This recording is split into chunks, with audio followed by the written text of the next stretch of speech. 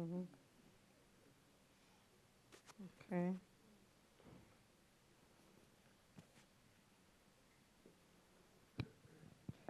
All right.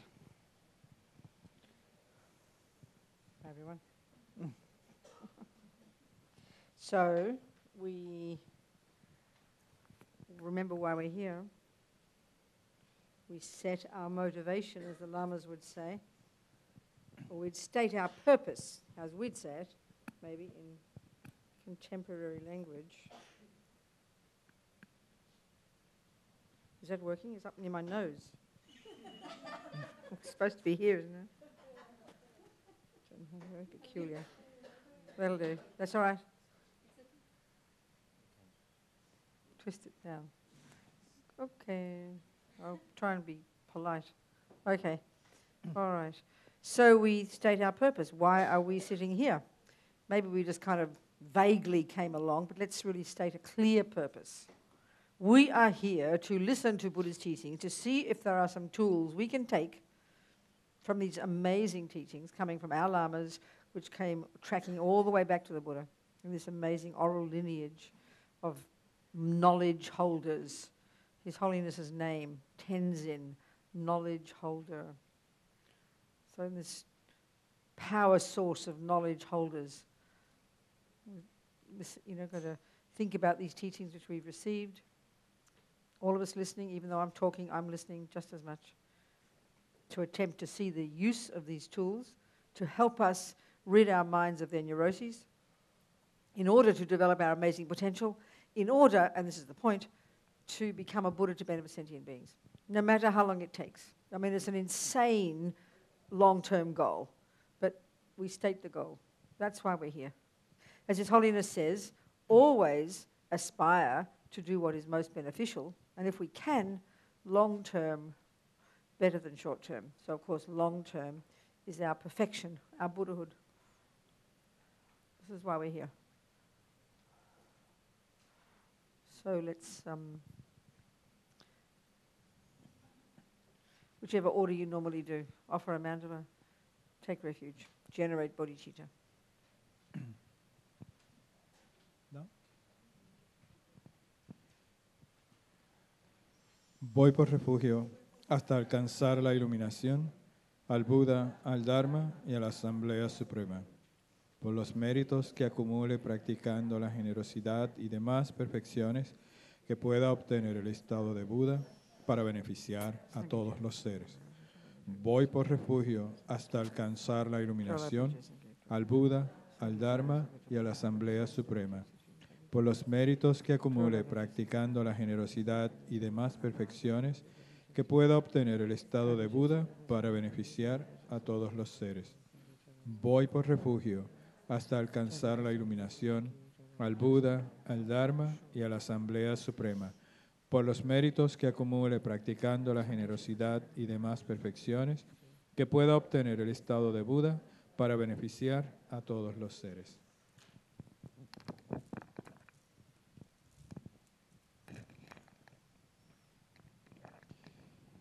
Esta tierra ungida con perfume y regada de flores, con el monte Meru, los 4 continentes, el sol y la luna, vista como una tierra pura de Budas, yo te ofrezco, que todos los seres puedan gozar de una tierra así. Oh sagrado y venerable Lama, desde las nubes de compasión que se forman en los cielos de tu sabiduría dharmakāyika, por favor, derrama una lluvia de Dharma vasto y profundo, de acuerdo precisamente con las necesidades de los que serán adiestrados. Idam Guru Rana Mandala Kamiyatayami.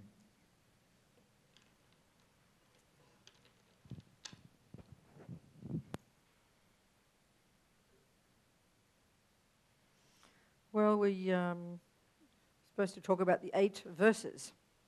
Normally the Tibetans have these very sort of tasty, poetic titles. This is about the most boring title you could ever imagine, isn't it? 8 verses. And then of mind training. It sounds like the military, you know. It's true, isn't it? So it's interesting, this term in Tibetan, lojong, as Lama Zopa Rinpoche says, all the teachings are lojong. All mind training, the whole from the beginning to end. But the particular one of the Lam Rim Lojong is in the Bodhisattva path and this particular grouping of teachings and practices that this 8 verses is part of, you know. So for me, I'm always so reluctant to talk about this kind of teachings. They sound simple. The words are easy. They're not like listening to emptiness where you really have to squeeze your brain, you know. So we think emptiness is more difficult. But really, I think these teachings are far more difficult. It seems like they're the maddest words we've ever read, you know. It's really quite intense, what they're saying. But because they sound cute and a nice little poem, we think it's easy. Oh, love, compassion, all these things. But even if we have the most basic understanding of compassion as far as Buddha's concerned, it's incredible. It's incredible. So we really do need to understand clearly, you know, the level of these teachings. So I don't know if you have copies there, but we can start. Got the verses here. So the very first one, already we could stay the rest of the day just on this one, to explaining. So we're super clear what we're talking about, giving really clear understanding of the words, you know. So first of all, let's get really clear. This part of the path, the Bodhisattva wing, is about developing love and compassion. It's called the compassion wing. So you could say all the good qualities are included in this word compassion. But we can maybe add love to it, you know. Love and compassion, than all the other good qualities. But to even understand those words clearly and the way that, at the level at which this is taught, where it comes in the Lam Rim, it's incredibly advanced level of compassion. So right now we know this word. We have the feeling, we know it, we recognize it. So okay, let's give the definition. The Buddhist definition of compassion. First of all, it starts with being a thought. The very beginning of it is a thought. And the thought is expressed simply as, may you not suffer. That's the meaning of compassion. Meaning you see somebody who is suffering, you empathize with their suffering, and you wish they didn't. That's what compassion is. Well, love is the same idea, except when you see a person who's happy and you think, may you be happy. I wish you to be happy. These thoughts are expressed very simply in the 4 immeasurables. So one is love, may you be happy. That's the definition of love, the thought, the wish that someone be happy. Or when you see them happy, you delight for them. You're happy for them. That's love. Compassion is you see their suffering and you wish they didn't have it. So, of course, what we're trying to do is start at the basic level and then we grow it. And that's what all these steps in the Lam Rim, in the compassion, in the Bodhisattva wing are all about. You know, these stages of development, which culminate actually in this Tonglen, which is the 7th of the 8 verses here. It seems to me this Tonglen practice, which is so popular, is coming from this Lungri Tangpa's text, you know. So, okay, if compassion is may you not suffer, whom are we speaking to? Well, normally, of course, we only have compassion for very few people. You know, if according to this approach in the teachings, we can divide, we can look in, we're relating to sentient beings. And so we think of all sentient beings, they're divided, as far as the delusions are concerned, they're divided into 3 categories. There's no 4th category. We have the objects of attachment, and they're called friends. And why? Because they do what my attachment wants, basically. They fulfill my attachment's needs. By definition, we mean that as a friend. Then what is an enemy? Okay, we might not use that word, but it's the object of aversion, or indeed anger, hate, dislike. And who is that person? Necessarily the person who doesn't do what my attachment wants. It's completely clear. And then the 3rd category, which is 99.99999% of the universe, they're called strangers. And why? How do we feel about them? Complete indifference. And why? Because they have neither harmed nor helped me. Therefore, we couldn't care less. So we totally take this for granted. Everybody in the universe, all the sentient beings, all the ants, all the birds, all the giraffes, all the humans, we have our friends, enemies, and strangers. That's it. And this is totally normal world. Well, Buddha says this is the world of delusions. This is the world created by delusions. We don't question it in our culture. We just don't question it. Even in, certainly in religion, if we're really good, we will. God loves everybody, we say, you know. So how do we develop this? So in other words, what we're trying to cultivate here is love and compassion for everybody. I mean, it sounds so easy to say it. It's much more difficult to say, the I is empty of existing from its own side. We go, huh? But love everybody, oh, that's easy. I can hear that. But excuse me, it's outrageous. When we look into our ordinary minds, and we mightn't be the psychos going around killing people. Look at our ordinary minds and our ordinary lives. We have people we call love. They're we love. They're called our family, They live in the house with us. Look how hard it is to want them to be happy. And they're our friends. I mean, see my point. Who do you think you get the most angry with? It's not the next door neighbor. It's your friend. So look how difficult love is for our friends, which is the usual logical group we would think we should love. The children, the hubby, the auntie, the grandma, Incredibly difficult. Of course, when we understand the mind back in junior school, in high school, the very basic levels in the wisdom wing, then we see why we only love a few people, and then how difficult it is, and how love is, as Lama Zopa puts it, is so unstable. It doesn't last, Why? Because we have attachment.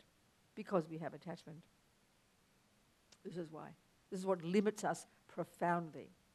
So, but of course, as we know, in this compassion component of the path, the main obstacle, the main delusion is, we hear the word, it's called self-cherishing. Now, in English, we don't use this word, do we? We call it selfishness. You're being selfish. But the way they mean it very specifically is putting yourself first. So this is the way they talk in the Bodhisattva wing. But the way, it's really my way of putting it. It's just another way of talking about how attachment works. Attachment's the delusion, If you study the Buddhist psychological text, Lo-Rig, you won't find in that text of the delusions one called self-cherishing. You won't find it there. The delusion is always referred to as attachment. The over-exaggeration of the delicious qualities of something. So a friend is the object of attachment, Then the delusion, when attachment doesn't get what it wants, as we've been discussing, is called aversion. So an enemy is an object of aversion. And then the strangers, the indifferent ones, But the way, the way, if we talk in the wisdom wing, the problem is attachment. But the way it is framed in the compassion wing, self-cherishing is called the problem. So it's almost, you could say, because we have ego grasping, the root delusion, which clings to the sense of self, because we have this, we have attachment to get what that self wants. And then because of this, we put self first. It's the way of understanding it. So self-cherishing in the Bodhisattva wing is seen as the main obstacle. What we're trying to do is learn to completely exchange that, turn it around in the most radical way, and learn to cherish others more than self. This is the way it's described, as we know in the teachings. So this text, the 8 verses, is in this tradition, gradually, step by step, getting us to rip out the instinctive neuroses that make the division between friend, enemy, and stranger, try to completely exchange self for others. This is the point that leads to the 7th verse, which is that one, So, okay, that's that part first. But let's look now then what compassion is. We can say easily enough that compassion is this, may you not suffer. But let's analyze that a bit more deeply, because we need to understand it exactly. So, okay, as His Holiness says, compassion is not enough. Or another way to put it, you can't have compassion until you've got renunciation, which is what we first get in the wisdom wing, in the first stages of practice. So what's renunciation? We've got to understand this. If we need that before we get compassion, we have to understand renunciation, because we won't understand compassion properly if we don't. So, okay, renunciation has 2 parts. The first part is the recognition, I am suffering, and I'm sick of it. I'm exhausted by suffering. I'm fed up with suffering. You want to renounce suffering. The first part of renunciation, as a valid realization, is that I am sick of suffering. So now, until we understand what suffering is, we won't have renunciation. And if we don't have renunciation, how can we understand compassion when we say we want someone not to suffer? So we have to define our terms. What is suffering? And if we don't get that clear, back in the wisdom wing, our compassion will not be stable and it will not grow. Not possible. We have to understand these things. So renunciation is, I am sick of suffering. So what's suffering? Well, let's look at the First Noble Truth. The first kind of suffering, the suffering of suffering, is when, when you don't get what you want, when the bad things happen, is when the bad things happen. Okay, talking in terms of samsara itself, it's obviously referring to the lower realms. But let's talk about just our own life in this realm. We can also talk about it in this context. So suffering is when the bad things happen. And this is what everybody agrees is suffering. Ask anybody in the world. Do you like being punched, killed, lied to, cheated on, stolen from, poor, sick? No, nobody does. That's what we mean by suffering. But that's not enough. For the Buddha, that's the tip of the iceberg. The second kind of suffering is, like we've discussed briefly, we haven't gone into it in great detail, is actually really very depressing. Initially, quite shocking, in fact. Because very simply, what we normally in the world refer to as happiness, that is to say, getting what attachment wants, that's, for the Buddha, a subtler, more dreadful level of suffering. This is hard to hear. We've got to really unpack this and analyze this. And again, if we don't understand this, we can't get renunciation. And if we haven't got renunciation, we cannot have valid compassion. This is a fact, you've got to go one step at a time. Each step of the way, properly, stably. So how is what we call happiness literally nothing other than suffering? Literally. Well, it's not complicated. It's just that it's so confusing for us because we don't think we have any option. So what Buddha's calling it, the name of this second kind of suffering, the first one he calls the suffering of suffering. The second one he calls the suffering of change. And it seems kind of simple, kind of boring. Well, all he is saying is, I'm sorry, folks, what you think is happiness isn't real happiness, because it turns into the gross kind of suffering after a while. So in other words, you eat the chocolate cake, which attachment totally instinctively believes it will bring me happiness. Definite. And we don't realize when we say happiness that we think it's permanent. We want it to be permanent. We're frantic for it to be permanent. We are frantic for it to last forever. You look when you're in love. When we find the partner, we say, finally I have found happiness, we say. Finally I have found happiness. Why do we say the words like that? Because we are imagining it is now forever. So it shows we really do desperately want it to be permanent. We want it to last, and we frantically fantasize that because it feels good now, it will last. So even though we know perfectly well if you keep eating cake, you will vomit. We know that. It's a fact. But we don't like to think it because we think it's the cause of happiness. So even though we know it turns into suffering, okay, we definitely do not want to think about how that magnificent now I found happiness person, finally I found my soulmate, and you fantasize the entire next 50 years, just like Nicole Kidman. I always quote this story I read, an interview with Nicole Kidman when she was with Tom Cruise. And she said, we will be together until we are 80. This is how we all feel, right? This is how we all feel, everybody.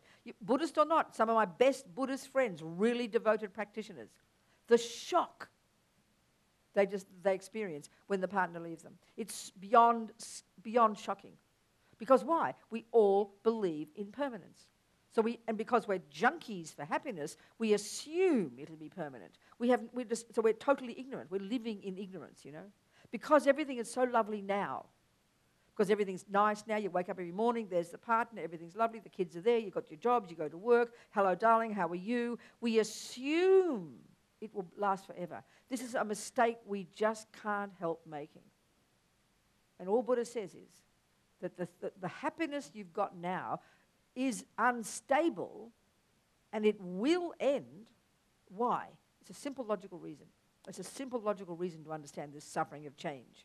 Because Buddha is, when he says it changes, obviously we have to go, oh, you mean there's a kind that doesn't change? We have to ask that question. It's obvious. If Buddha's calling the happiness that does change into gross suffering not happiness but actually suffering, well, we have to deduce logically he must have some little idea up his sleeve about there's some happiness that's around that won't change into suffering. And that's his point. In the third noble truth, he tells us about that. And the words are very simple. He says every living being has the potential to accomplish happiness, whatever word you want to use, bliss, happiness, joy, you name it, all the words mean the same thing. Every mind has the potential to achieve happiness that doesn't change into suffering. Very simple. What happened? Am I imagining conversations? Am I going mad? I keep hearing conversations over in that corner. What? Oh, I see. Your cell phone? Oh, well, good. Okay. Oh, I see. Okay. I get it. I see. Okay, are we understanding so far what I'm saying? Are we following the steps I'm going through? We have to have compassion. Compassion for every sentient being. What does that mean? You won't have it unless you have renunciation. What's renunciation? It means I don't want to suffer. I'm sick of suffering. What's suffering? First noble truth. Gross level of suffering. Suffering is suffering. We all know we don't want that one. Second kind of suffering, really depressing, what we call happiness, which is how we all, and we crave this every single day.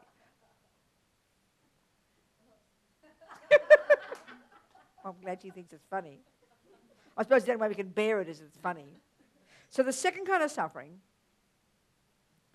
it does change, and the simple reason it changes is very simple, because this helps us understand the causes of it, which is the second noble truth. So when we understand the causes of suffering, in particular the delusions, which are the main one, that's why the happiness we get now doesn't last. Very simple. It doesn't last. It turns into the gross suffering, the first kind. Because why? Because of attachment. This is what we have to unpack. This is what we have to logically understand and then really apply in our life. Not just say the word superficially. If we just say the word superficially, it will never, ever, ever, ever, ever change. Ever. And we will never, ever, ever, ever get renunciation. Therefore, we will never, ever, ever get valid compassion. Therefore, we will never, ever, ever realize emptiness. Therefore, we will never, ever, ever get enlightened.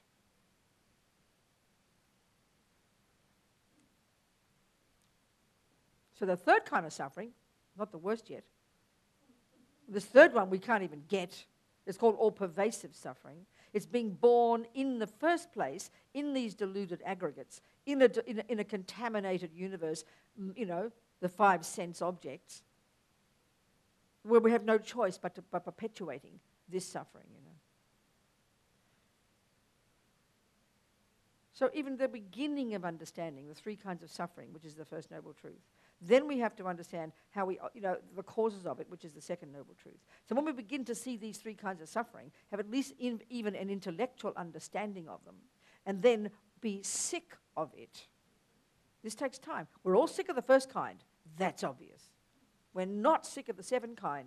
We love the second kind of suffering. We can't wait to get the objects of our attachment. We live for the objects of our attachment. We are junkies for the objects of attachment. And we don't even understand the third kind of suffering. So way to go, okay? But at least theoretically, if we understand this, then that's the first part of renunciation. Just the first. I am sick of suffering. But the part that makes it complete renunciation is the second part. We touched on it actually. You now know the causes. Karma and delusions. Karma, which is the actions, mental actions, and physical and verbal that we did in the past that left seeds in our mind that that program our mind that these seeds ripen in the present as our suffering. They are the causes. So the actions and the delusions that motivated those actions.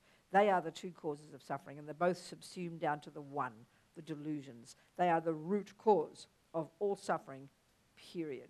So the gross level of suffering, what delusion is the cause of that? Anger. That's why we harm others. That's why we have bad things happen to us. The second kind of suffering, what's the cause of that? Attachment. The third kind of suffering, what's the cause of that? Ignorance, ego grasping. So to annihilate the first kind of suffering, you've got to stop harming sentient beings. The second kind of suffering, you've got to give up attachment. The third kind of suffering, you've got to give up ignorance and realize emptiness. So when we understand what suffering is, even intellectually, and then we understand the causes, the delusions and karma, we at least have the components of a valid intellectual understanding of renunciation. So when we have this, now this equips us for valid compassion. Without this, compassion is not valid, because compassion has the same two components, exactly the same, but the difference is it's others instead of self. So the first one goes, oh my God, look at that suffering. So that means the victims, and they're the only ones we have compassion for now. We only have compassion for victims, and that usually means children and animals. That's about the limit of our compassion mostly. But here, if we're talking about the first kind of suffering, which is people having bad things happen to them, well, all the hell beings, all the animals, all the spirits, all the people on this earth who are being harmed, abused, attacked, war, bombs dropped on, all the ones experiencing the first kind of suffering, we've got to have compassion for them. But why? Not because they're victims. That's the only reason we have compassion now is because they're victims. Because the way we have compassion now, we have to find someone to blame. Because that's the dualistic, samsaric explanation of why people suffer. But that's not the valid basis here. The compassion for the people who are suffering, being bombed and abused, and the poor and the raped and the murdered, the reason we have compassion for them is the same reason we say, why am I suffering? Because of their karma and their delusions. Nothing to do with hating the person who drops bombs on them. Nothing to do when you see that little dog being kicked. Then the first thing you do is have compassion for the dog, but you shout at the bloke. No. The reason the dog is suffering is because it has harmed in the past because of its delusions. That's the basis of compassion, just like it's the basis of renunciation. It's got nothing to do with blame or anger. Zero. That's just the first kind of suffering. The second kind of suffering includes all the people who are happy, all the rich ones, the beautiful ones, the 1% ones, the ones with the big houses and the money in the bank looking beautiful and handsome and gorgeous, running around the world in their boats and their fancy things. The ones we usually feel jealous of and resentful of. They are the ones who are having what's called happiness. Why do we have compassion for them? Because it's a lie. It's not happiness. It will change into the gross suffering. And why? Because of delusions. So that's the basis of why we have compassion for all of those people. And then, of course, we've got to have all the people who do the harming to the first group. What about them? We don't think they're suffering, but they're the ones who are, in fact, we would have more compassion for them. Why? Because the victims are just finishing their suffering. The harmers are just beginning their suffering. So we'd have compassion for all of them. We'd have compassion for all the poor and the sick. We'd have compassion for all the rich and the beautiful. And all of them we'd have compassion because of the subtlest level of suffering, because of all pervasive suffering. So in other words, necessarily having renunciation, understanding suffering, understanding what its causes are, the three kinds, and then this is renunciation for ourselves. You simply exchange it for others, and you see that that's why they're suffering. Therefore, you have compassion for every single one of them, without exception. This is the logic of compassion. So, it's no easy word to say compassion. It sounds insane. We just think of it as a nice, gooey feeling. Oh, I had some compassion yesterday. I cried. And, of course, our problem is, too, we do have compassion, there's no question, but it's very unstable. We have moments of it, every now and then. So it's not stable. It's like, and that's not a realization at all. So what we have to do in all the training in the compassion wing is go step by step by step. First equanimity, then this, then that, then this, then that, then Tonglen. Gradually, slowly, building it up until a genuine realization is when it wouldn't just come and go. And of course, way to go. This is huge, massive, unbelievable. Seems so high, So at least theoretically understanding these words is incredibly important. Otherwise, texts like this have no meaning. This sounds like demented. So the first verse, it tells us, in order to get the greatest benefit from sentient beings, it sounds peculiar to us. It sounds like you're using sentient beings. But this is the way they talk. Because the point is here, all what we're trying to do here is we cultivate compassion. We are trying to get compassion. Goodness me, I'm going to have to hold it. I can't stand it. Sorry. I'll do like this. So we are trying to get compassion, okay? So if I'm trying to get compassion, then obviously what I need to get compassion is a suffering sentient being, isn't it? Right? It's logical. I need suffering sentient beings. It's in this way that they talk about how we need sentient beings, how to get the benefit, the greatest possible benefit from all sentient beings. So, you know, in the wisdom wing, you've got to give up the world. Give up sex, drugs, and rock and roll, you go to the mountains. That's how you get renunciation really quickly. But then you come down the mountain for the bodhisattva path.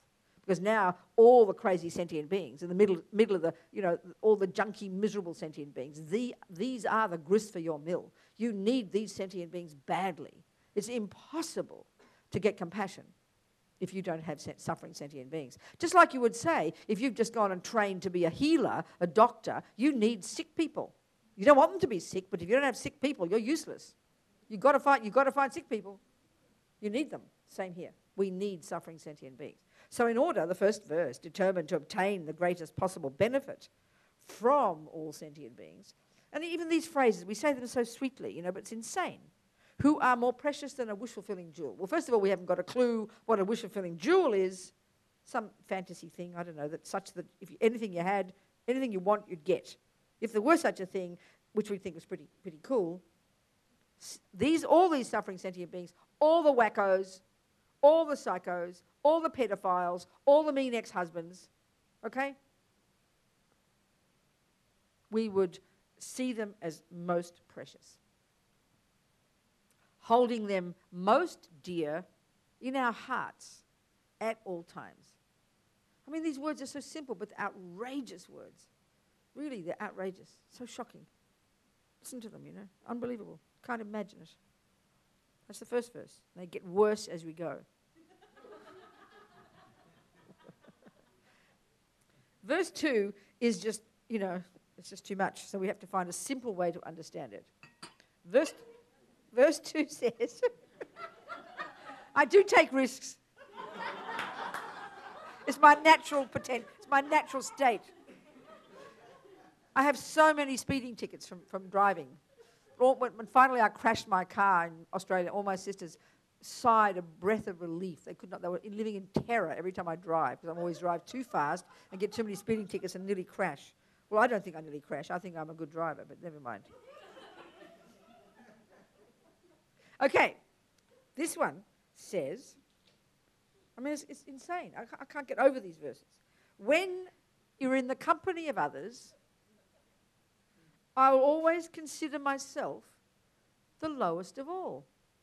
Now, Pabonka Rinpoche says you need to be a suitable vessel to even hear these teachings. This type of teaching, which came from Atisha, from Don Pompa, who came from Atisha, who got them from Selingpa, his guru in Indonesia, they were kept secret in Tibet. They were kept secret because they're so outrageous, you know. Hear this, it's unbelievable. So Pabonka says we need to be a suitable vessel to really be able to even hear these teachings properly so that we can properly practice them. And all he means is that you've got to have done the earlier work in the wisdom wing. Understanding the nuts and bolts of karma, working on your mind, calming your crazy delusions down, getting some self-confidence, stop feeling so self-piteous and miserable and angry and jealous and depressed. I mean, you understand my point. Because if a person who has got a severe victim mentality here, and this is most of us, you hear that you're supposed to see yourself as the lowest of all, you'd say, well, excuse me, mate, I already do. You don't get it, you know. We would not get it at all. It's too confusing. So then it's even worse. It says, and from the depths, hear the words, the depths of my heart hold others as dear and supreme. So you've got to really understand this. I mean, you know, where to go with this? So you have to think, too, what's the logic of it? Well, the logic is we're trying to smash self-cherishing. We're trying to do everything in our power to put atomic bombs under the delusions, self-centeredness, all the delusions, all the neuroses. Why? Because in the compassion wing, we're continuing to work on our mind, which is exactly what we've been doing in the earlier part of the path. There's no difference. But here, we're doing it in reference to sentient beings. We're doing it particularly in reference to sentient beings. In order to completely make this outrageous paradigm shift in our mind, where we finally accomplish bodhicitta, or exchange self for others, which culminates in bodhicitta, where now others are uppermost in my mind. This is what we're aiming for. So everything is related to smashing the delusions, the logic being that the delusions are the problem, not the outside world.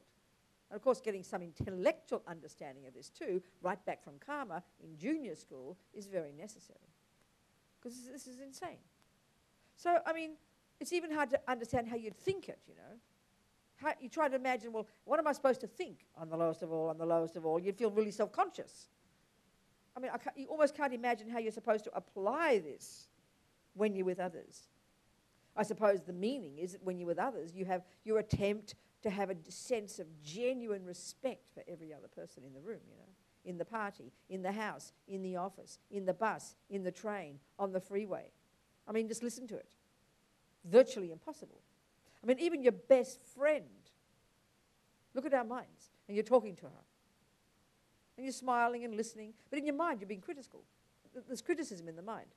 This is what our mind does. Because the point is, you see, when we hear the Buddha's teachings say that the main delusion that finally goes when you become a Buddha is this misconception of being a separate self.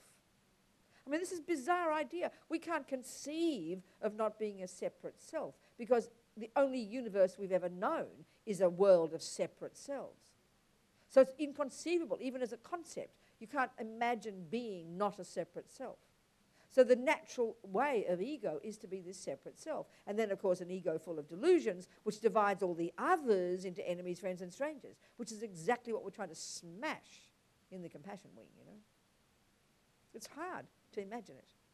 So the best I can come up with, when you're with people, I think a really good exercise, a conscious exercise, is to, when you look at different people in your mind, especially at work, all the people you know every day, whom within a week you've divided into friends, enemies, and strangers, believe me, you know. I mean, if we spend a week in this room locked in, we'd try to be polite. We would try our best to be polite to each other. But really, we'd have it very clearly divided into three categories. The friends, the enemies, and the strangers. I mean, just join the universe, you know. It's so typical. We just do it spontaneously, isn't it? Actually, that reminds me. I always tell this story. When I read all my newspapers on here, I'm a newspaper addict, okay? And I look at my New York Times, and then, you know, on your iPad, you've got, except the New York Times app has changed now, it's ugly. But usually all these little stories, you know, you have your heading, the few little stories, and then you press on the story, and then you read it. Well, one day, I opened my iPad, the New York Times, and I saw in the corner of my eye over here on the right, I noticed it said, 350 people drown in ferry accident in Tasmania.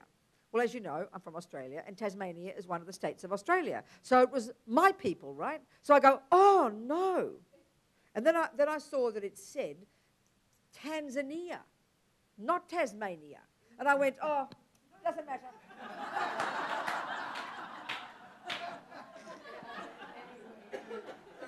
We just can't help it. It's just so deep inside us, you know. You understand? So, of course, I had to open the story and read it and try and conjure up compassion for all these strangers in my life. Tanzanians, I don't even know where it is, you know. I mean, it's real deep inside us, this way of dividing the universe, isn't it? So my feeling is this verse about seeing yourself as the lowest of all, which is kind of radical. We don't even know how to think it without being self-piteous, you know, is to at least, when you're with other people, make a conscious effort.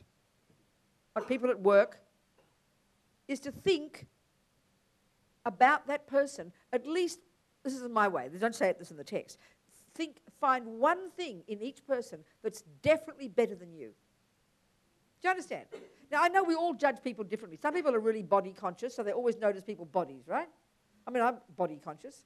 And I remember at school, I knew every girl, the shape of their legs, what their ears were like, how their hair was. And you look around, you're always jealous, you know. I was always jealous of Annalie, she had the best hair. And I was jealous of Jane because her legs were nicer. And you understand? Normal, ordinary, human, pathetic behavior, you know. And I was jealous of my sister because she got all the boys, whereas I said to my mother when I was about 12, and this sounds so silly, I'm a bit embarrassed. I cried, I was sobbing with self-pity. But Mummy, my breasts are bigger, why don't the boys like me? I'll never forget. I just think the logic was just, I don't know what is wrong with these boys. Can't they see, you know? Anyway, so all I know is, I'd never confessed this then. I used to do martial arts, okay? And I always, I was, I was short, so I could never feel I was tall. So I couldn't be proud about being tall. I was always the shortest. In our convent, I went to the Catholic convent, and we always walk in the corridors in order of height. I was always at the end. Always at the end, you know. So I always feel jealous of the tall girls. I'd be jealous of the thin girls. And then at Kung Fu, though, I was very arrogant about my feet. I've got the best Kung Fu feet, I tell you. They're short, they're short and equal toes, and they're kind of fat. And I always was looking at everybody's feet. I knew everybody's feet. Of course, I'd never confess it. But I was always judging everyone's feet, and I had the best feet. John, are you communicating with me here? Okay. Well, my exercise would have been to praise somebody else's feet. Definitely say they're better feet than mine. I think this is a good start. Are we communicating here? Okay. It's a huge exercise. Well, we walk around looking like normal people, being kind to each other, but we're all the time finding fault. This is one we don't like, and you know yourself. If people can't hide their feelings, you can tell they can't stand you when they're talking to you, you know. But at least we can be polite enough to pretend to like each other, which is a good start. Don't think it's not. Because all the time we're putting people into these categories. You adore your friends, you can't stand that one, and you're kind of bored to tears from that one. And again, if we were in this room, well, even today, even for a day, maybe you know each other mostly here, but in any group, within a minute you've divided them into friends, enemies, and strangers. And like if you go to a weekend course, let's say, and you don't know many of the people, within a week you'd remember about 3 people, the few friends and the enemies, and you would not remember any strangers. This is how we are, We make these divisions all the time. They're so deeply ingrained, so instinctive. Why? Logically, because ego grasping is so primordial, and then the 3 main delusions as a result of that: attachment, aversion, and indifference. It's obvious, This is the Buddhist psychology. It's an amazing concept, and how it permeates our entire world. So the more we understand the mind, the more we can understand this one, So at least, so here, though, it's more radical. It's saying, isn't it, that, to hold them all, to see yourself as the lowest and everybody else as supreme. His holiness, it's amazing. People, we can see how easy he is to like. And he says very often, whoever I'm with, I think they're my best friend. And I tell you, a few times when the FPMT, Lama Zopa in Lama Yeshe's organization, I know the first time was in 84, 82, Lama Yeshe invited His Holiness to Europe. Quite a few of the centers then. Actually, Lama Yeshe invited 10 of us, his students, to be security guards for His Holiness, and I was one of them, It was amazing. 5 men and 5 women he chose. So we hung out with His Holiness for these 6 weeks, traveling on aeroplanes, guarding his hotel door, looking like security guards. What did we do? We didn't have any guns or anything. Anyway, the point is, it was amazing to observe. It was in 1982. Not many Europeans had heard of His Holiness. But where we were, Italy, Spain, people in tears. I remember the mayor of Rome, this little old Catholic. He's in little tears. He's saying, this is the greatest day of my life, These Catholic Carthusian meditating monks were blissed out in this meeting they had with His Holiness. Everywhere you turn, these people were moved by this person, just being friendly and funny. I remember in Pisa, where His Holiness gave a course for 10 days. And we had this big marquee. And so there was this little house, the Villetta, at the center there, Istituto Lama Tsongkhapa. And His Holiness would stay in this little Villetta. And then the Pisa government, the city government, sent these terrorist squad cops, these young guys with their machine guns, to be sort of the serious guards. And they'd stand there. And then one of us would have to stand there too, pretending we're guarding as well, So in the beginning, these young guys, these young cops, you could tell they were so cynical when they saw His Holiness, this weird-looking Buddhist, But by the end of the 10 days, I tell you, he just had to grin at them every day and whack them on the back, By the end of the 10 days, they were in love with him. It was incredible to observe how he touched ordinary people's minds, we know this, we see this. But he had this, like you can see with people like him, the Buddha, of course, there's not a single fraction of division. There's not a single fraction of enemy, friend, stranger. So it's like there's no barrier between you and him. The people, I remember one time in Australia, in 96, FPMT invited him, he was there for a couple of months, did Kala Chakra in Sydney. And again, when I was doing Mandela magazine, the FPMT magazine, I was the editor. I remember interviewing about 50 people who'd been involved, the police, the media, just to get their comments, you know. Everyone was the same. They were in tears. The policemen could not believe this human being. Everybody was so moved by this person because of this no barrier. And, not, you know, when we think that, we think of a person all lovey-dovey and hugging you. Not like that. Just there was nothing in the mind that stopped him from seeing you directly, which is this one, of course, of all these qualities. Whereas we, with our delusions, the more delusions, the point, the more delusions, the more attachment we have, the more enemies we're going to necessarily have. It's logical. Because you only want the people around you who do what you want. So you're going to be really annoyed if you see people who don't do what you want. And then you're going to have a lot of indifference for lots of strangers. It's obvious, you know. The delusions are the cause of it all. You can see it. So, attempting to do these things, you know. The next one, this is just very funny. It's hilarious. Vigilant, watching my mind like a hawk every millisecond. The moment a delusion appears in my mind, endangering myself and others, I will confront and avert it without delay. Well, I mean, why ridiculous? Because it says you're watching your mind, and the moment you see a delusion, you'll grab it and turn it around. Well, this assumes that virtue is normal, and then every now and again a delusion pops up. Well, I'm sorry. Unless you're a highly realized being, delusions are the default mode. Attachment, irritation, annoyance. Maybe we hide it because you know, if we get, but we can see how easy, when we can see how easy it is to get upset, how easy to get impatient, how easy to feel hurt. This proves that our mind is full most of the time. Low level, we don't hear it much, fairly low level, but the delusions are there, all chatting away. So already this implies a highly developed person, incredible person who's done so much practice, you know. So really have some reality about what these verses are saying. They're so advanced, you know. So we do our best. Our trouble is, because we don't have much awareness of our minds, you know, we only notice our delusions when they're vomiting out the mouth. It's a little bit late, I'm sorry, you know. So way to go here too.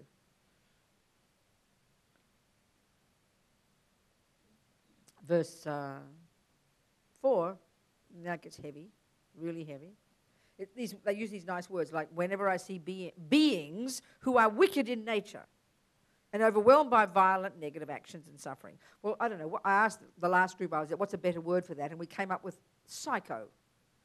It's the best word. The psychos. Don't we use words like this? You know, beings who are wicked in nature and overwhelmed by violent negative actions and suffering. It's a really good definition of a psycho. Or the pedophiles, you know, the warmongers, the liars who are, you know, the thieves who are ripping people off. We know this. We know the world is full of these people. We read every single day about these people. Forget about your next door neighbor or your ex-husband. Isn't it? You understand? So, I mean, whenever I see these people, this is where it seems like a joke, you know. I will hold these rare ones as dear, as if I found a precious treasure. I mean, it's just too high, you know. No wonder they kept these teachers secret. It's insane. I also can't stand doing these verses. I'm sorry, it's just too much. You understand? I'd rather talk about emptiness. I really would. It feels much safer. I really would. You understand? This is completely incredible. So why would I want to think I have just found a precious treasure when I meet a psycho? Why? I mean, it's like, it's so easy to say, oh, a being of wicked nature. Oh, a sinner, you know. A psycho, okay? Because why would I want... And they're hardly rare. I'm sorry they say rare here. I mean, they don't know what they're talking about. We live in a world of psychos, and we hear about them every day because of all our media. So it's I think if we came straight from the 8th century to now, we'd all have mental breakdowns instantaneously. We wouldn't cope with the hell realm this world is, you know. Because this is so normal for us now, isn't it? To see violently insane people, mass murderers of children in school, children who mass murder children. I mean, look at suffering. Talk about suffering. And that's why you can't begin to hear this until you know what compassion is. And you can't begin to know what compassion is until you understand renunciation. And you can't begin to understand renunciation until you understand the 3 kinds of suffering. And you can't begin to have renunciation if you don't understand karma and delusions. So you've got to track it back and use the logical basis to build it on. Otherwise, it's just demented. It's mad, Because here, remember, the point of all this practice is to rip out my delusions. That's the point. The only point of all of this is to rip out my self-centeredness, to rip out my delusions, and to develop, as Lama Zopa calls it, unbearable compassion for sentient beings. So you can see how high it is. Quite intense, So, I mean, if the psycho's a stranger, maybe we can think about it and logically understand about, suffering and karma. But as soon as it gets close to home, it's like beyond bearing to think these thoughts. And it's not a joke to say, as Pabonka Rinpoche says, you need to be a suitable vessel. So if you really are struggling with forgiving, a mean person, forget about a psycho, don't push yourself. Be conscious of what you're doing. Be aware of where you're at and take it at your own pace, Otherwise, we're just saying these words as cute words and giving it no meaning. And it's not much help. It's too superficial. Are we communicating? You get my point? I mean, it's deadly serious, Now, even worse now, this is getting closer to home. When somebody out of envy, jealousy, this happens all the time in the families and at work. This happens among our colleagues, Common story.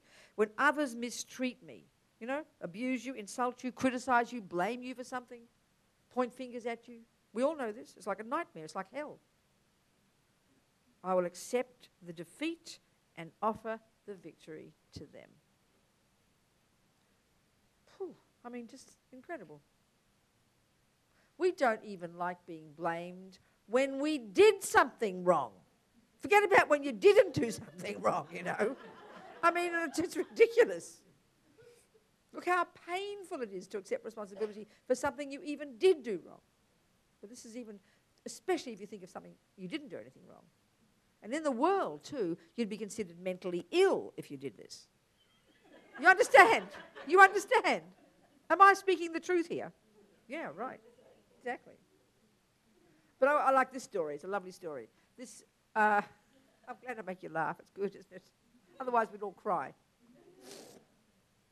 So there's this, in Australia, some friends of mine, Buddhists in Sydney, were having a party. And the story is, one of them, I will never know his name, I'll just call him John.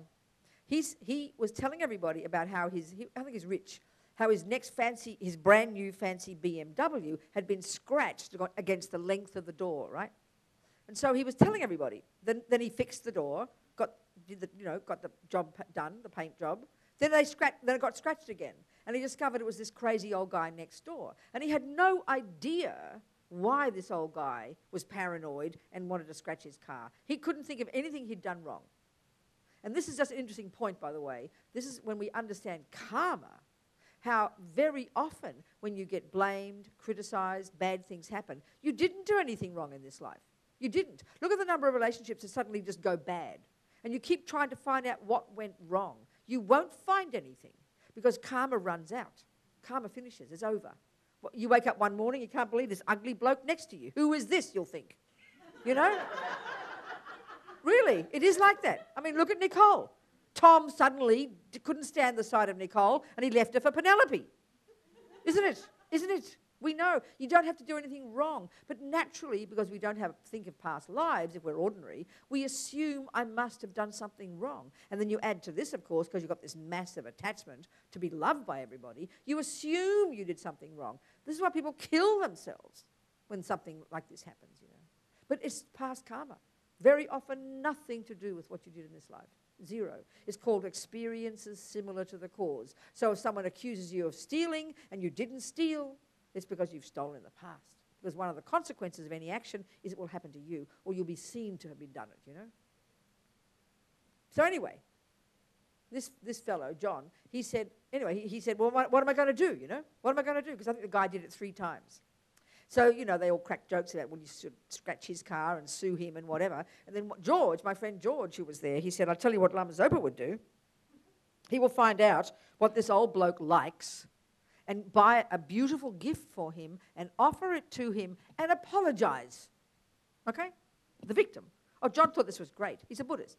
So he did. He found out this old fellow likes golf. And he bought these beautiful golf balls and wrapped them very specially, went to the knocked on the door, offered him the gift, and apologized for anything he'd done wrong. Well, the old guy was really shocked, but John felt really good. And he was sitting in the kitchen having a cup of tea, and this old bloke comes in, and he's beaming from ear to ear with his gift unwrapped. And the old bloke said, this is the kindest thing anyone has done. He said, everything is forgiven. You hear it? I mean, you read the number of stories in the newspaper about people, neighbours for 27 years, fighting, court cases, shining lights on each other, booming rock and roll music, tunnelling underneath, all beginning with the trash can was slightly over the wrong side. You read about these things. That could have happened. But this fellow took the blame. Unbelievable. It's an outrageous story, isn't it? Unbelievable story. He took the blame. And look what happened. The bonus, Unbelievable, so brave. But look how hard it is for us. Look at our families. We have partners, we have mothers, we have aunties, we have children. And I guarantee every one of us has fights. Yeah? Can you imagine if we took the blame? How could there be a fight? But we already, as we say it, we think of 700 reasons why it's wrong to take the blame, why we have to prove something. You can't let yourself be walked over. Because why? Because we're not a suitable vessel yet for this practice. Because the fact is, if you are in a relationship where you are living with a bully, because you're a victim, then this is not your practice. You need to say, excuse me, baby, I'm leaving. Goodbye. So we've got to know where we're at, This is a high practice. You've got to be capable of doing this. And the interesting point, it's obvious, the only person who's capable of taking the blame like this and making it a practice is a person who's got self-confidence. It's kind of ironic, because when we think humility, we think low self-esteem. But low self-esteem, which is self-loathing, which is an extreme delusion, which paralyzes you, makes you feel like a victim, allows everybody to walk over you and abuse you. Low self-esteem is the flip side of pride, actually. It's embarrassing to hear it.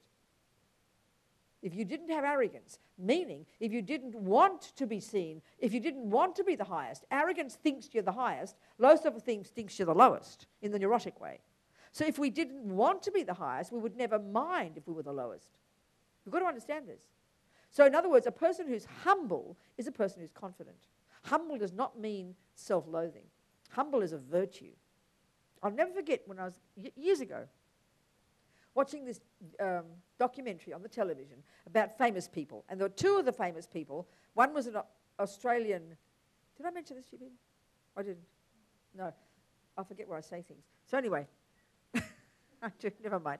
So this Australian cricketer, cricket, the English game. Australians play cricket.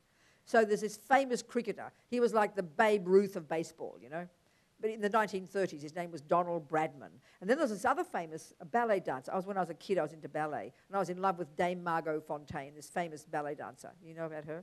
Anyway, what was most amazing to me, it really struck me, and this is the same with His Holiness. These two people were the top in their field, famous all over the world. But it was really obvious that they were humble. They were unassuming and humble. They paid respect to everybody else. They were grateful. You understand? So this is the point about His Holiness. Because the fact is, when we think humble, we think of a quiet little mousy person. Do you understand? But look at the Dalai Lama. He's charismatic. He is powerful, actually. He's overwhelmingly powerful. Apparently, he's so used to, when the press come, press conferences and the television. He completely walks in and he manages the whole thing. He's completely a control freak. He walks in and controls the whole press conference. And then all kind of their days, he walks out, the whole thing's run. He's organising the whole thing, He's really powerful, Dalai Lama. But he's humble. So it's a kind of interesting combination. Whereas we tend to think humble means quiet and mousy and letting people walk all over you. Completely not. Can you see what I'm saying? So the one of taking the blame, you've got to be a suitable vessel. If you're always the one who's the good girl who runs around taking the blame and feeling like a martyr, and that's your way of fulfilling your own neurotic attachment, which is the view of yourself as a good girl, a good person. You understand what I'm getting at here? It's quite hard. In other words, some people, I sort of joke, good girl, bad girl. I was one of the bad girls, shouting, yelling, making trouble, angry, harming people. But another kind of person, and I can see it in my family, all these different siblings, a different way of dealing with the dramas of our family, And one of my sisters was always the good girl, always trying to make peace, always trying to make everything nice. You understand? So you could never criticize that. Making things nice looks good. But often it was because she couldn't stand to see things the way she didn't want it. So she'd always be, I don't know, you understand what I'm saying? Whereas better to stand up sometimes. Stand up and make a point. You understand? So people who can't stand things to be upset, run around doing everything for everybody else, this is not necessarily being compassionate at all, but it looks nice. So it's attachment, the trouble. So what I'm saying is a person who gets into the relationships where they're always abused, always the underdog, always being misused by others, people use them. This is very common. That's the person who's got low self-esteem. That's the martyr. That's the victim. A person who's humble is not touched by people, cannot be harmed by people because they're confident in who they are. They know who they are, and that's very different. And it's only a confident person who can do this as a practice. There's no question. Maybe we're forced to sometimes, and it makes us confident. Are you seeing what I'm saying, people? Okay. It keeps getting worse. There's a worse verse now. Even worse. Even worse. 6, verse 6. Where is it? Okay. This is where it's even closer to home now. This is probably your beloved, your husband. This is for me, this is the one you've been married for 40 years, or husband or wife, and they walk out on you. Suddenly, overnight, they fall in love with a younger version. When somebody I've benefited and in whom I have great hopes, I don't know, these words, we wouldn't speak like this. I think I would say, whom I've benefited for 30 years and given my heart to, given my life to, sacrificed my life for, turns against you and leaves you. It happens. I bet people in this room it's happened to. This is. I can't even imagine the pain of this. Because when we have these close relationships, we assume nothing is secret. You give everything of yourself. They give you everything of them. There's nothing secret. And then this person walks out with your heart. Oh, I can't even imagine the pain. And that's that they maybe didn't beat you up, I will regard that person as my holy guru. Same reason as before. Why? Because you're trying to find the cause of your suffering and to stop it from the cause of your suffering and the cause of why you're separate from sentient beings. Delusions, self-centeredness, self-cherishing, based on attachment, anger, and based on ego grasping. So it's intense, really intense. Every one of these practices is like in your face, The wisdom wing is like playing safe. The main thing there is you back off and leave sentient beings alone, please. Leave them alone. Mind your own business. Keep out of the way. Work on your own mind. Here, you're in the middle. It's like you're asking for trouble. Being around horrible people, mean people, ugly husbands, abusers, the horrible people at work, being attacked, being driven off the road by a horrible car, and being glad and happy and seeing they're your guru, the best, the most precious people. Listen to it. One step at a time, please. You with me? Okay. And then 7, this is Tonglen. This is where it came from. In short, both directly and indirectly, I offer every happiness and benefit to all my mothers. That's the giving part.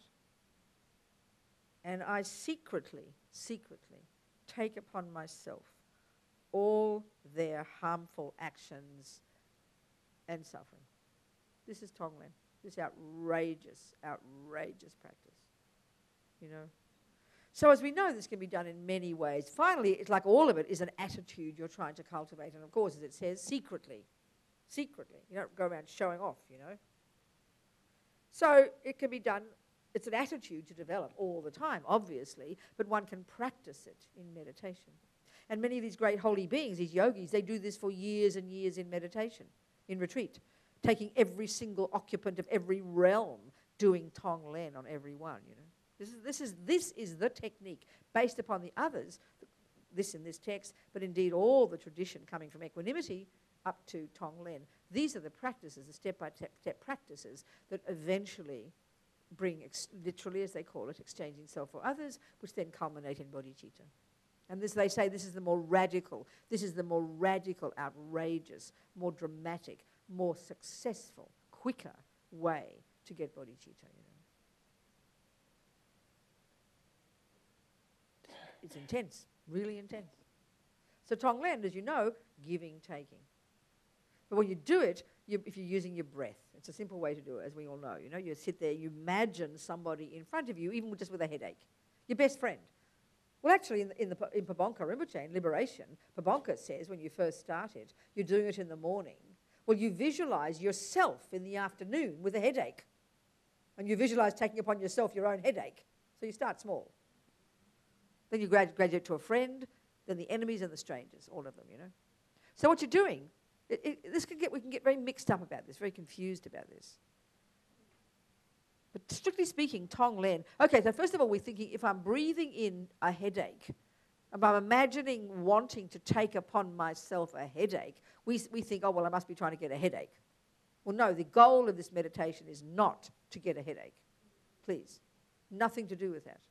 You could even, also often it's used, I don't know, who uses it as healing? Where's Veronica? Do you do it as healing? Do people do it as healing? Because I find it peculiar if you do it as healing. You don't use it, do you? No. You see, often we think of it as, if you want to try and heal somebody, you do Tonglen. You're missing the point completely, I think. The only beneficiary, the first beneficiary of Tonglen is you. You've got to understand this. What you're doing is, you're visualizing somebody in front of you with suffering. And what you're attempting to do, the thought is this, that you think, okay, let's start first. Again, remember love, compassion, how you grow these things. Well, first of all, compassion. Ordinary compassion is, oh my gosh, look at that person, they've got a headache. Isn't that awful? That's compassion. But this is the point here now in the compassion wing. There's this unique aspect of compassion in the compassion wing, in the bodhisattva path. This is the one unique to the bodhisattva. His Holiness often would refer to as universal compassion. But please hear it, it's very precise. It's called great compassion. It's not just meant to be a nice, cute phrase. It's got a very specific meaning. So compassion is, oh my God, look at that suffering. But great compassion, and this is the one that's unique to the bodhisattva, that must be cultivated. It's the one that says, what can I do? What can I do?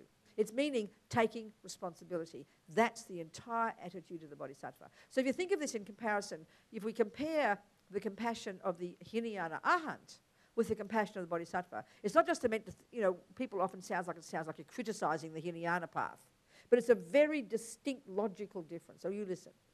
If you're on the Hinayana path, remember the first stages of practice, the bodhisattva wing, the wisdom wing, the main goal is to get the hell out of samsara.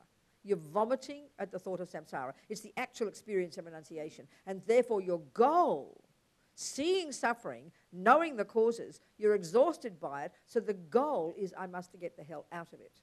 Well, in fact, the Hinayana practitioners wouldn't say mostly sentient beings only have that potential. They don't say that every sentient being has Buddha nature. Not at all. So, first of all, that's the goal of the first stages of practice. So therefore, the goal is I must get out of samsara. Okay, so what you're doing is you're working on your mind, right? You're lessening delusions. You're lessening attachment. You're lessening anger. You're lessening ego. When you realize emptiness, then you perfect that. You've achieved in that particular life your own nirvana. So what do you think you'd have in your mind instead? You wouldn't be walking around with nothing in your mind. You'd be full of love, full of compassion. You'd be a blissfully compassionate person. How could you not be? There are no delusions preventing you. So the compassion is stupendous. Don't think it's not. But the difference is this. Your goal, your motivation for life after life is I must get out of samsara. So what happens? When you die, your bliss, which you're definitely experiencing, and your motivation of get out of samsara, this overrides the compassion that you do have, and you zap into bliss, and you don't come back. And this is the point. The bodhisattva practitioner, the person on the path of the bodhisattva, even though we might not be anywhere near bodhisattvas, but this is the path we espouse to be on, that means our goal isn't merely, I must get out of samsara. Our goal is, I must become a Buddha. We know that. So what does that mean? That means you've got to try, even if you do realize emptiness and do perfect it and don't need to be reborn. But when you die, your great compassion, which says it's my job, if I don't do it, who will? That's great compassion. Then that great compassion, not even bodhicitta yet, great compassion overrides any bliss and renunciation, and you just naturally, it causes you to take another rebirth. Are you communicating with me? So great compassion is not just some nice phrase. It's a really powerful meaning, and it is the characteristic of compassion that's unique to the bodhisattva. That's the one that characterizes the bodhisattva path, this sense of universal responsibility, this sense of like a mother for her child. Your child is drowning. You have incredible compassion, but you don't look around thinking, who's going to save my baby? Excuse me, you know it's your job, right? That's the bodhisattva compassion. And so it's a hugely different level of it. Enormously different. It's courageous. They talk about bodhisattva warriors. It's a courageous level of compassion because you really do cultivate this view that it's my job. And then as Lama Zopa says, if I don't do it, who will? This is a hugely brave attitude. This is what compels the bodhisattva to keep going. And it gives you great confidence, even if we're not capable yet. It makes you confident. And that means every moment you're observing sentient beings and you're seeing them in reference to this, how can I help? It's a hugely different level of compassion. And it's the one, again, like that characterizes the bodhisattva path that eventually leads to bodhicitta. So this is where we're talking here. So with Tonglen, not only, oh my God, look at that suffering, not only what can I do to help, but the third level, it's like the bonus on the top. This is Tonglen. You know what? Rather me than you. Let me have the headache. I'd rather you be happy. I'd rather have the headache than you. You're not trying to be a martyr and take on yourself a headache. That's ridiculous. That's absurd. That's disgusting, in fact. The only reason you want to take on yourself a headache is because you would rather this person be free of suffering, like a mother for her child. Rather me than you. Mothers say it. That's what you're trying to do in Tonglen. It's this hugely brave attitude that you're training. Basically, it's training. You in your meditation, training to develop the attitude that if I could take upon myself that headache, I would rather do that because I want you to be happy and I want you to be free of suffering, rather me than you. That's the attitude. So it's a totally private practice in secret, as it says, and it's for you. Nothing to do with healing, nothing to do with taking on a headache. It's complete. You're using that suffering sentient being as grist for your mill to help you get these outrageous levels of compassion. Are you with me, people? So when you breathe in, you're breathing in their headache. And you're not thinking, oh, I'm getting a headache, I'm getting a headache. You're going, you're observing that they're now free of the headache and you're so happy. So who cares? Let me have it, you know. Incidental. Doesn't matter. Nothing. I can handle it. Give it to me. And then you breathe out all your goodness, all your merit, all your happiness, all your health, and you visualize this person becoming happy, and you're blissed out for them. That's what Tonglen is. And then, of course, develop this attitude all the time, of course. So any questions? Yeah? Where? Who said that? Who spoke? Yes, darling. Oh, you're saying any questions. Oh, I beg your pardon. You're helping me along.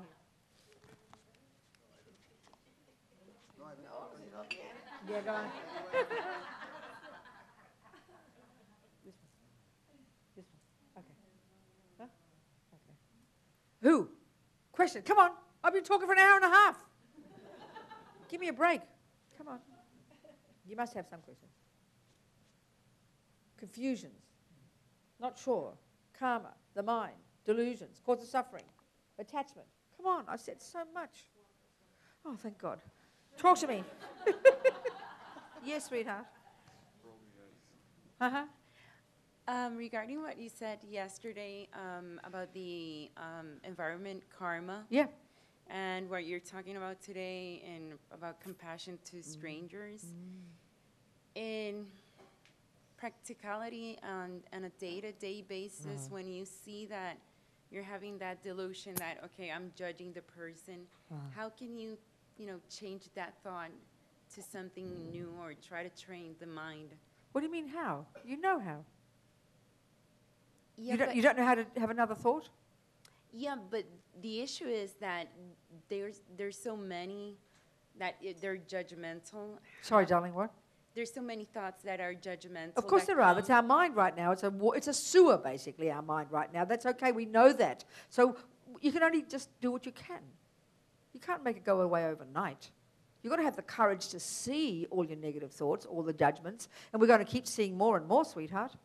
So we just have to be brave, and the ones we catch, you hear what it says, and you grab it before it gets too strong, and then you just think the opposite. There's no secret. It's just hard to do it, especially if you have a strong anger with somebody or annoyance. Do you understand? But darling, all we can do is do what we can according to our capability. We can't change it all. We're not capable. Okay. Do you see my point? Yeah. Does that answer your point, though? I mean, the point is, it's so interesting. As Lama Zopa says, ordinary people in the world, we're ordinary, but now we're hoping to change, we don't even realize that our mind plays any role in our life.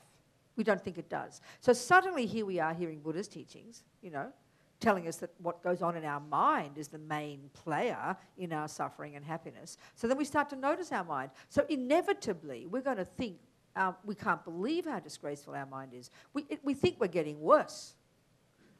But we're not getting worse.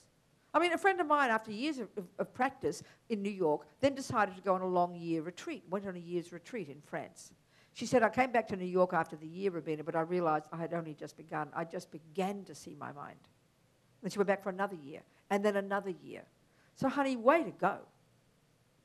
It's in the beginning, it's just completely confusing because our mind we know is completely out of control, isn't it? If we wrote down every thought we'd have a novel by the end of the day. Isn't it true, though? So the scary part is when we start to see it. Then we hear Buddha says anger's no good, attachment's no good. Of course, we start feeling guilty. Oh, my God, my mind's a mess. But, honey, you're looking. You're seeing it. You're miraculous. You're amazing. It's amazing that you're even seeing your mind. So one of the attitudes is to be very courageous, to see it exactly and label them for what they are, but don't feel bad, don't feel ashamed, don't feel guilty, don't defend them, but don't identify with them. And it's sort of like you're a cancer doctor, and you've got to look at a cancer under a microscope. It's revolting. You've got to see it for what it is. You've got to see the ugly, disgusting cancer, don't you? You can't be shocked by it. You can't be freaked out about it. You can't feel guilty about it. You've got to see it so you can label accurately what the problem is. So you've got to have courage to see your mind and to know that it's full of delusions. Join the club, baby. We're all in it. So we've got to have courage to look at it, not feel ashamed or guilty or think, oh, my God, I'm getting worse, which is fairly typical. But we mustn't do this. We've got to be very courageous. And then the ones you can catch, then you try to do the opposite thought. But this is our life practice. It takes enormous amounts of time. And our minds are very berserk. Until we have single-pointed concentration, which most of us in this life won't get, we're going to have uncontrolled minds. This is how it is, sweetheart. But so this is why in practice it's stage by stage. So the first stages of practice, the lowest scope, I like to call it junior school, Buddha's telling us mostly about our body and our speech. He's not even going on about the mind very much. He says, don't kill, don't lie, don't steal, don't cheat on your partner, don't badmouth people. I mean, for us humans, my feeling is we mightn't run around raping and killing too many people, but our speech is the one that does the harm. We love to talk bad things about people behind their backs. We can't wait to get home, to get to the office, our friends, and we go blah, blah, blah. So the first step is control your speech. Already this can help control our mind, Because if all the time we're vomiting out our negative thoughts, of course it's stirring up the mess. So an amazing practice is try and protect our speech. At least don't say something. It's incredible. That's incredible practice. Then we're equipped to start seeing our mind. But it's just very tough work. In general, it's a really hard job. So we've got to be very courageous, optimistic, and be glad you're seeing the problem. Do you understand? Yes, thank you. Does it make sense? And then you try, and it's sort of not rocket science. An angry thought is when you're thinking a horrible person. Try to think the opposite. You don't get all holy. You do your best, We do our best, darling. If you've got a lot of anger towards a close friend, it's very hard to have good thoughts. At least try and calm the anger down, or at least can protect your mouth. So we've got to know how strong the emotion is, how connected we are with the person, and then if we have a good friend who we can speak to and trust to help us work it out, that's why we have a good therapist. If we can do it ourselves, fantastic. But it's just full-on work. But like any job, as you get better at it, it gets easier. Do you understand? Yes. Thank you. Okay. What else? Someone else? Yeah. Yes.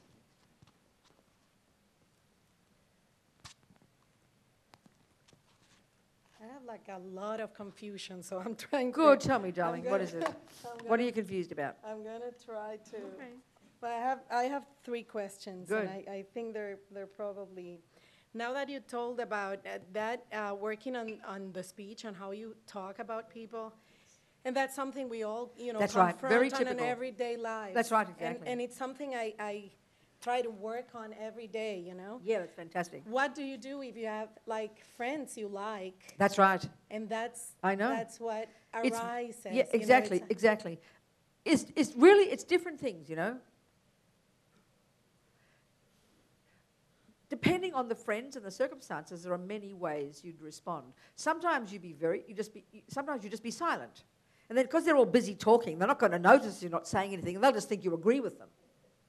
So that's okay maybe, because you don't want to make it more messy. If they are your good friends, sometimes it might be appropriate to actually just crack a joke. Like if they're criticizing somebody, without sounding like all holy, maybe you just make a nice comment about the person. Well, she did this really nice thing. You've got to use your wisdom, darling. It's wisdom, and it's really quite hard to do this. And then, of course, the point gets to if these people are your friends, but all they ever do is badmouth people, and you're seeing it's distressing for your mind, well, you've got to give them up. You've got to know what you can handle, know how close you are to them. You've got to really use your wisdom there. But have the courage. This is where we have attachment to wanting people to like us and approve of us. And this is what happens in groups. Because if you're starting acting like a goody-goody and saying all holy things, they're all going to start talking about you behind your back. And, because it's very difficult. We've got to really be careful also whom we choose as friends, Knowing our own mind, we're going to know everybody else's mind, which is attachment, mean, nasty. Not everybody, but you get my point. Mm-hmm. We've got to be very careful. Totally. Protect ourselves. And so the other 2 are about karma, the other 2 questions. Yeah, but go on. In 2 different ways. Uh-huh. Like I have a specific question, but with a specific situation, Uh-huh. but I can translate it.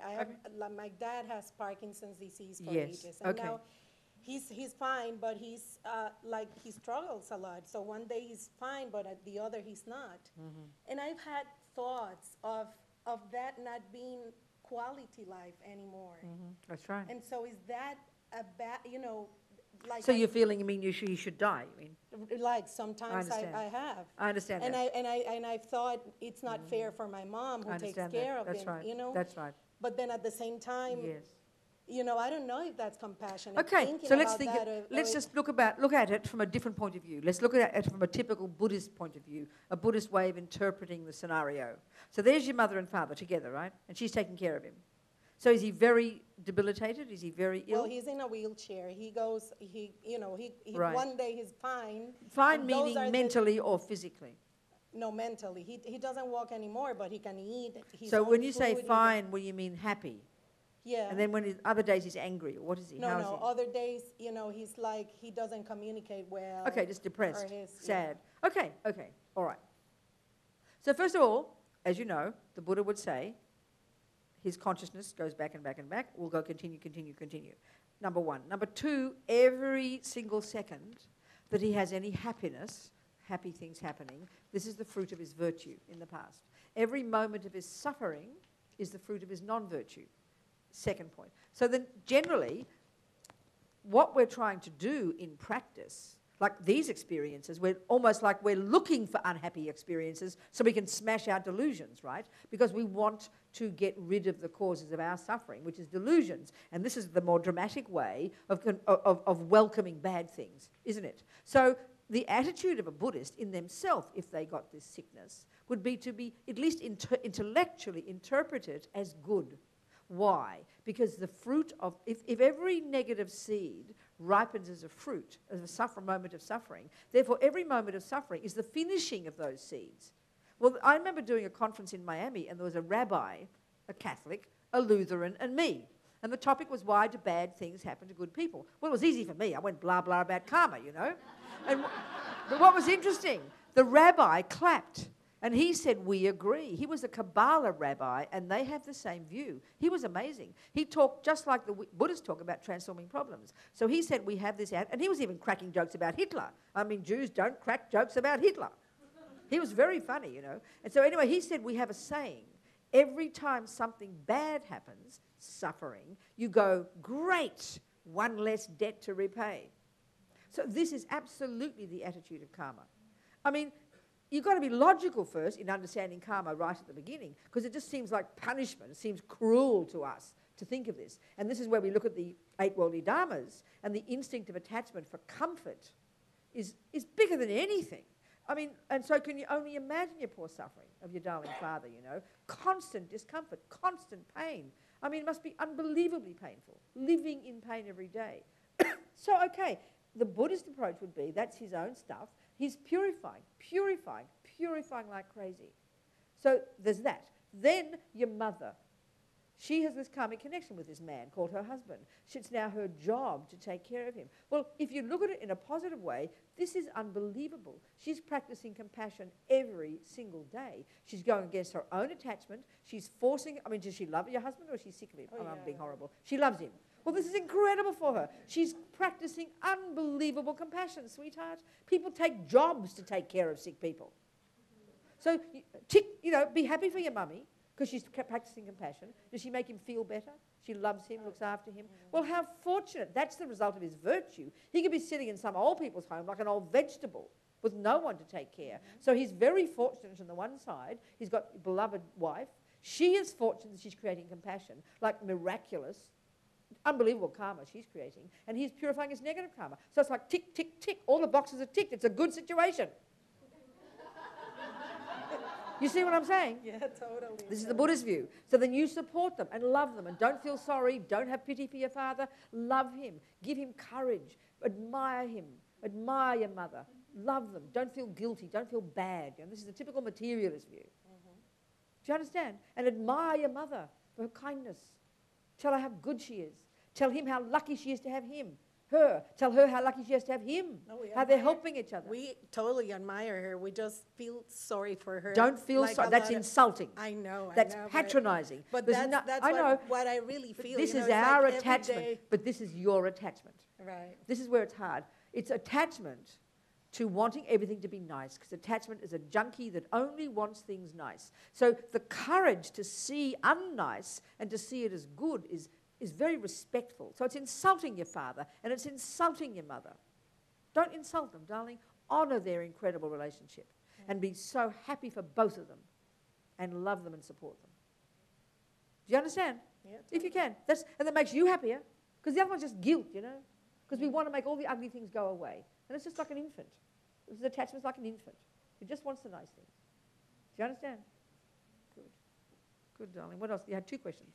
I had another one, and it's one that I always have, in mind, and every time I come to, like close to Buddhism, and it is about what we discussed today about having compassion for the psychos, as you said, and how you explain it, it made the most sense to me now, but at the same time, how do I, how is that not like a selfish way of thinking of it? Because it will, having compassion for him will benefit me. Sorry, who are you talking about here? A psycho? Having compassion for the psycho. Okay, that's something like let's just get it clear then. So what's your name? Ilya. So here you are, there's Fred, who's a maniac. And you think, oh my God, look at that guy. He's creating so much negative karma. He's going to suffer in the future. For this reason, I have compassion for him, because he's so ignorant. That's reasonable, isn't it? You can think that. That's the reasoning. That's the logic. So then, what does that do for your mind? So what's the alternative? Look at that evil Fred. How disgusting. How horrible. So first of all, which thought would you prefer to have for your benefit? Anger or compassion? No, compassion. Well, then, excuse me. It's a no-brainer, dear. What's wrong with having compassion? Of course it helps you. For God Almighty's sake, of course it helps you. What do you think you're trying to do here every day is have compassion? For your sake, honey. Would you rather have anger or would you rather have compassion? Well, then you pat yourself on the back and be amazed. I'm one step closer to enlightenment because I'm having compassion. You see, we have this strange thing that we think compassion somehow because it helps me. Well, actually, His Holiness. Actually, when I first heard these teachings, these maniac Tibetans talking about all this bodhicitta stuff, I thought they were out of their brains. I could not find a way to understand these kind of teachings. You get my point? But then I heard His Holiness say, you want to help others? Practice compassion. You want to help yourself? Practice compassion. And suddenly I realized how sensible. Eventually, sweetheart, when you've got compassion that's beyond ego, it won't be anything to do with your benefit, but be happy at this level that at least we'd rather have compassionate thoughts because it's phenomenal for you and it helps others. And then eventually you go beyond ego, one step at a time, darling. Do you see? Does that make sense? Yep. Good. Thank you. So I delight in your compassion. What else, folks? Yes.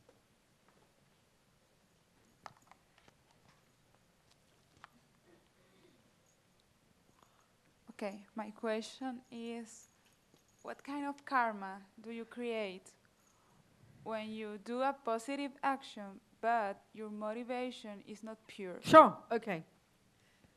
Easy. I mean, just technically, we'll look at the nuts and bolts of it, okay?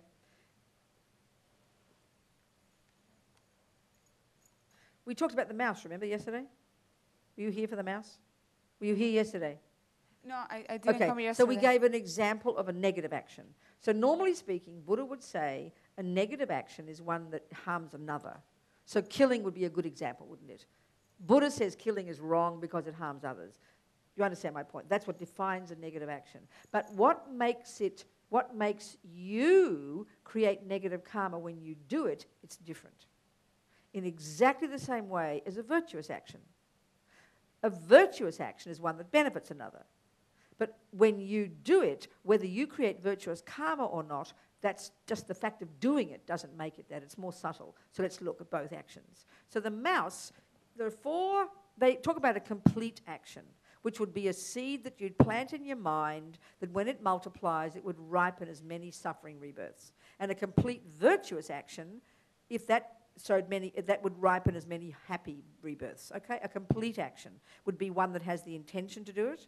I will kill the mouse. Or I will give the homeless person money. No, I'll give my friend some money. I will give my friend $100. That's the virtuous action. Let's say an action of generosity, yeah? There's intention. You've got to have the thought. The thought is what intention means. And this is the meaning of the word karma. If they don't have intention, you could almost say there's no action. You could drop $100 and you don't get any benefit from that if a person picks up because you didn't intend to give it. And if a mouse dead without you intending, you don't create negative karma because there was no intention to kill. Because in other words, it's all about what your mind is doing. Can you see my point first? You look puzzled. Am I talking too fast? No, what I'm thinking is... No, darling, I've got to let me finish the story. Have you understood so far? I've nowhere near finished. Have you got me so far? Yes, I have understood so far. First of all, there's intention, which is the thought to do something. This is the meaning of karma, and I'm making the point that if there wasn't a thought there wouldn't even be karma. You could say that. So second is, let's say in the case of the mouse, there has to be the object of the action, which is the mouse. There. Third is I do the action, and fourth is it dies. That's a complete action. There's even more things to it, but never mind. In terms of the generosity, you have the thought, I will give Mary $100. The object is Mary. You do the action, she receives the $100. That's a complete action of generosity. You with me? Now, let's unpack intention. There's many factors there that are going on in your particular case or mine that play the main role in the karma we create when we do those actions. So let's say in my case, I'm a habitual killer, let's say.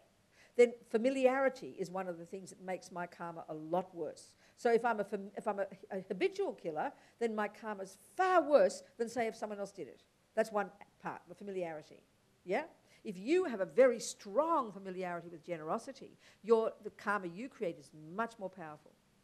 So the familiarity makes a big difference. But the crucial one that makes all the difference is the reason for doing it, as we'd say, or the motivation.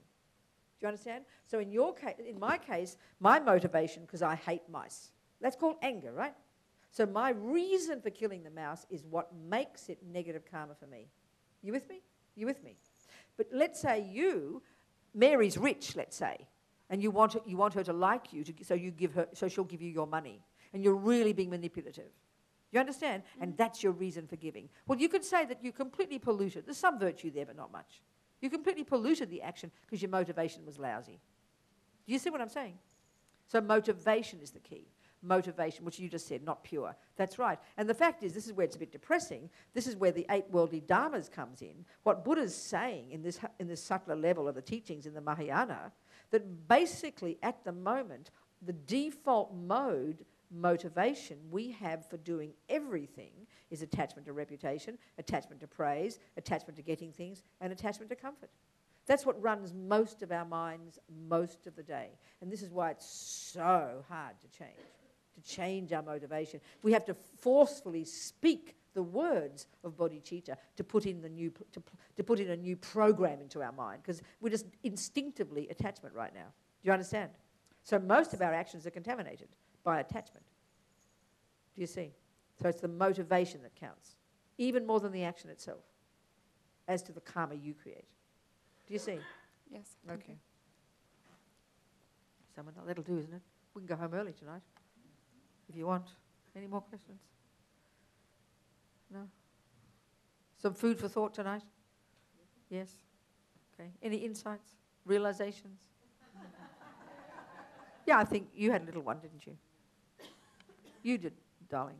I did what? Little realization.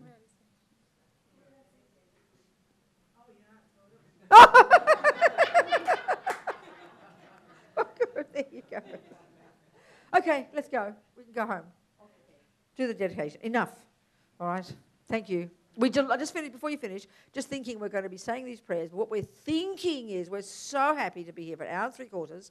All these thoughts, all these insights, all these ideas, so much confidence. I know I can do it. No matter how disgusting my mind is, it doesn't matter because it's not the real me. I can change. And no matter how long it takes, I can become a Buddha. And I will never give up, because if I don't do it, who will? Okay? And greet the problems with a happy mind. Okay. Yeah.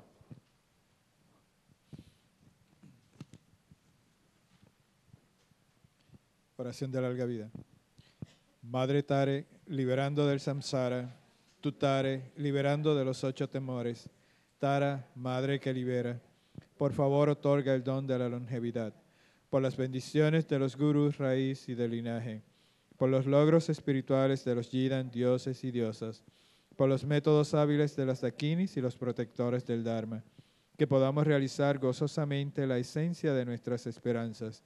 Gendun Tensi, eres afable, benevolente y bondadoso. Por favor, permanece con nosotros durante una larga vida. Expande tus actividades iluminadas en todas las direcciones y continúa madurando y sustentándonos a mí y a todos los seres sintientes. Desde este momento y durante todas nuestras vidas, manténnos bajo tu tutela. Sé nuestro amigo, nuestro divino y virtuoso guía. Limpia la degeneración de la ignorancia. Ayúdanos a realizar rápidamente nuestro recorrido por los senderos y caminos y a alcanzar los 3 cuerpos de un Buda. Por la verdad de la realidad incambiable y por la bendición conjunta de la indestructible Sangha, que la esencia de estas oraciones se logre rápidamente. Que por los méritos de esta virtud pueda alcanzar rápidamente el estado de un Guru Buda y pueda llevar a ese estado a todo ser sin excepción. La mente de iluminación es suprema y muy preciada, que donde no ha surgido surja, que donde ha surgido no disminuya, que cobre cada vez más fuerza. La visión correcta del vacío es suprema y muy preciada, que donde no ha surgido surja, que donde ha surgido no disminuya, que cobre cada vez más fuerza. Así como el valiente Manjushri y Samantabhadra distinguieron los fenómenos tal cual son, yo también dedico estos méritos en la mejor forma, siguiendo su ejemplo perfecto. Dedico todas estas raíces de virtud con la dedicación que es considerada la mejor, por los victoriosos asidos de los 3 tiempos, para poder realizar todas las buenas obras.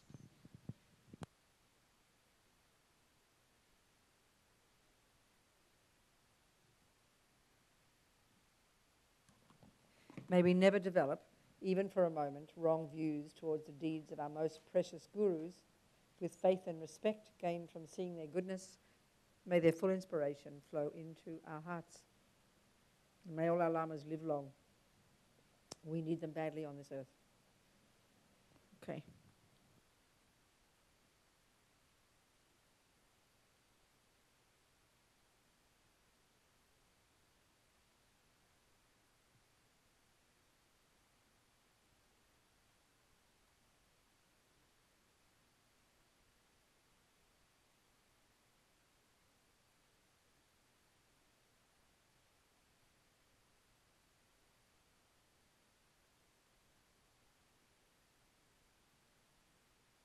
Recuerden que este sábado a las 2 de la tarde hasta las 6 y el domingo también de 2 a 6.